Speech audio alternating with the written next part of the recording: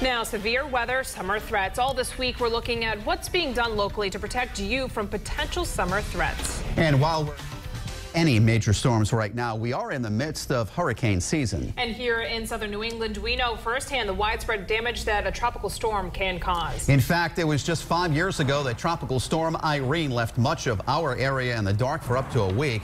Catastrophe that prompted big improvements over at National Grid. Meteorologist TJ Del Santo joins us now with a look at what's being done and what's still being done to get your lights back on more quickly when storms strike. Irene was a major hurricane before it made its way up to New England. It hit us as a tropical storm, but it devastated the electrical grid in the region. In Tropical Storm Irene, persistent 70-mile-an-hour winds knocked out the power from more than 270,000 National Grid customers in Rhode Island. That's more than half the company's customers in the state. Many were without power for a week. Since Irene, National Grid has made many improvements. Light years from where we used to be.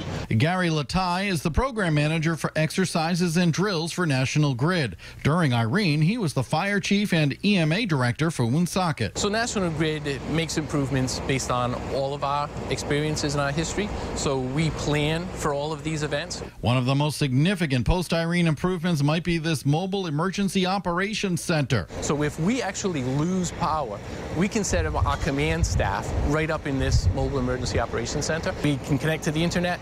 We have satellite phone. We also have our regular voice over internet protocol, so we're at our desk phone. The truck has a conference room, a planning room, and even a restroom. There are many other improvements besides this high-tech truck. We used to be on a paper process. Now we're using iPads, so the information isn't taking a day to come in. It's coming in within 15 or 30 minutes. They've increased their social media usage to receive and give important information before, during, and after a storm. Since Irene, we've spent millions of dollars in hardening the system, and we've also taken some processes and we looked at our poor performing feeders. Community liaisons will now go to each community in a storm for on-site information gathering. And a task force with the state police, National Guard, EMA, and the DOT has been created to improve National Grid's response to widespread power outages. So National Grid realizes that what impacts our customers impacts National Grid. In addition to all those post-Irene improvements, National Grid continues its tree trimming program around the state. With the East Bay Mobile Newsroom, I'm TJ Del Santo, Eyewitness News.